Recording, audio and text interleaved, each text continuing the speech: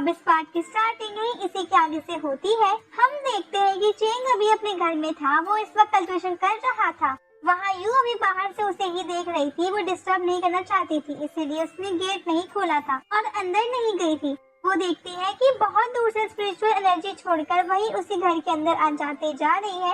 वो समझ गई थी कि चेंग गोल्डन एलिक्सर रिलम की ट्रेनिंग कर रहा है। ये ट्रेनिंग बहुत ही खास होती है, इसमें कोई भी कल्टिवेटर अपने आसपास की चीज से स्पिरिचुअल एनर्जी को अब्सॉर्ब कर सकता है और वो भी जब मर्जी चाहे। वैसे चेंग बहुत ही ज्यादा देर से कल्टिवेशन कर रहा था, इसलिए अभी वो जाकर एक जगह पर बैठ गई थी और इंतजार कर रही थी कि चेंग की कल्टिवेशन कब खत्म होगी। तभी अचानक से यहाँ पर एनर्जी रिलीज होती है। वो समझ जाती है कि या तो चेंग ने कल्टिवेशन में ब्रेक थ्रू कर लिया है या फिर कोई प्रॉब्लम तो हो गई है, इसलिए वो तुरंत ही वहाँ से भागकर वहाँ घर के अंदर जाती है। लेकिन वहाँ पर जाकर वो चेंग से टकरा जाती है, क्योंकि चेंग भी बाहर ही आ रहा था, मगर फिर चेंग ने उसे बचा लिया था गिरने से।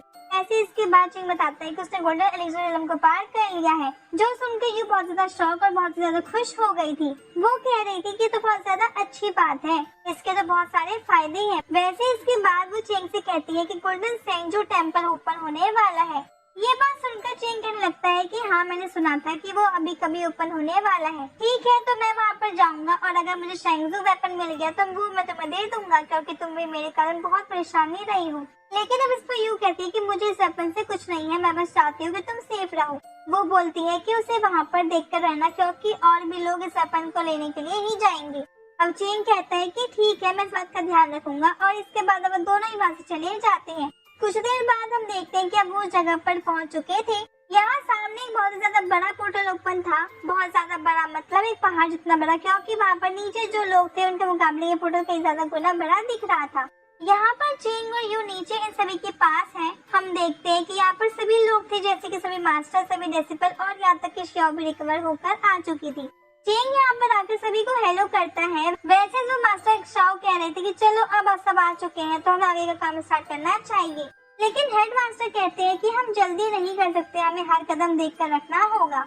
वैसे यहाँ चेंग ने शियाओ को नहीं देखा था, मगर फिर शियाओ से खींचती है और गले लगा लेती है। अब शियाओ कह रही थी कि स्नो लेडी ने मुझे बताया कि तुमने किस तरह से फाइट कर मार्क्स को हराया था, जबकि उसे हराना बहुत मुश्किल था। मैं इससे फाइट कर चुकी हूँ। तो इस चीज पर चेंग कहता है कि तुम मुझे कम समझ रही हो, मैंने सच में बहुत मेहनत की थी, इस वजह से मैं इतना स्ट्रॉन्ग बन पाया हूँ। वैसे इसके बाद देखते हैं कि वहाँ पर मार्क्स भी आया हुआ था, मतलब वो भी अब पहले से ज्यादा एनर्जी कलेक्ट कर चुका है और उसने रिकवर भी कर लिया है। तो यहाँ पर हम देखते हैं कि हेडमास्टर अभी सभी को एक नेम प्लेट देते हैं, साथ ही वो कहते हैं कि तुम जहाँ पर जाने वाले हो वहाँ पे बहुत ज्यादा खतरा है और ऐसे में अगर तुम्हें लगे कि तुम आगे कंटिन्यू नहीं करना चाहते तो तुम वहाँ से वापस लौट सकते हो। तुम्हें बस इस नेम प्लेट को एक्टिवेट करना है, जिसके बाद ये तुम्हें बाहर का रास्ता अपने आप ही बता देगी।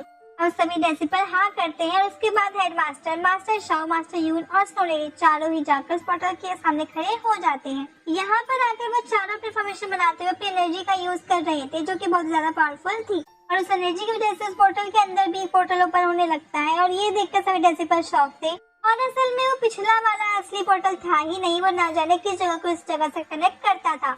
इसके बाद हेडमास्टर सभी डिसिपल से कहते हैं कि हम तुम्हारी हेल्प यहीं तक कर सकते थे, इसके आगे तुम्हें खुद ही अपनी हेल्प करनी होगी। और फिर ये सुनकर सबसे पहले वहाँ पर वो मॉन्क जैसा दिखने वाला डिसिपल जिसका नाम युआन है, वो वहाँ अंदर चला जाता है। वैसे उसके यहाँ पर अंदर जाने से पहले हेडमास्टर ने उसे नेम प्लेट देते हुए ये कहा था कि सभी स्टूडेंट का ध्यान रखना, जिस पर उसने भी हाँ कर दी थी। अब युआन के अंदर जाते ही यहाँ पर बाकी सारे लोग एक एक कर उस पोर्टल के अंदर जाने लगे थे। हम देखते हैं कि चेंग शियाओ और वो शेन तीनों ही एक ट्रेन के ऊपर बैठकर उसमें जा रहे थे।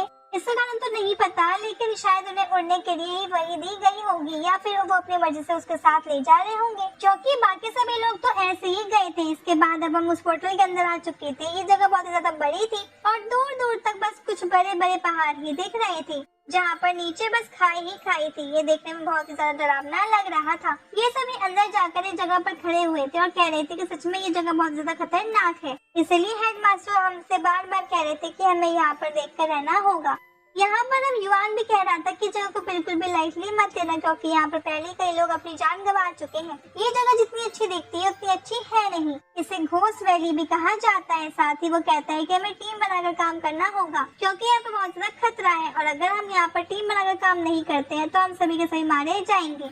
इस पर बाकी सभी स्टूडेंट को भी कोई तकलीफ नहीं थी। हम देखते हैं कि यहाँ पर वो एक डिसिपल जिसकी फाइट मार्क्स के साथ हुई थी, वो कह रहा था कि मैं आपकी बात से एग्री करता हूँ और मैं साथ में चलने को तैयार हूँ, क्योंकि हम अगर टीम बनाकर काम करेंगे तो इससे हमारा गोल भी आसान हो जाएगा।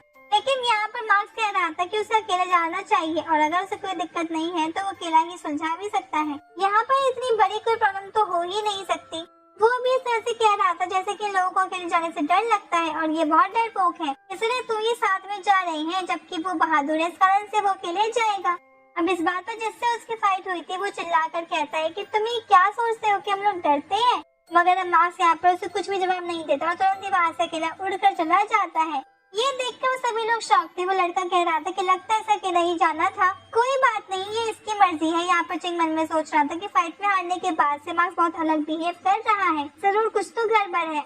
अब इसके बाद हम देखते हैं कि वहाँ पर युआन कहता है कि अब हम लोग को चलना चाहिए और इसके बाद वो सभी साथ चलने को कहते हैं और पहले वो खुद चला जाता है, जिसके बाद सभी एक एक करके उसके पीछे जाते हैं। यहाँ पर चिंग, शियाओ और वूशंग तीनों ही स्क्रीन के ऊपर चढ़ जाती है और वहाँ से उड़ जाती है और इसी के बाद ये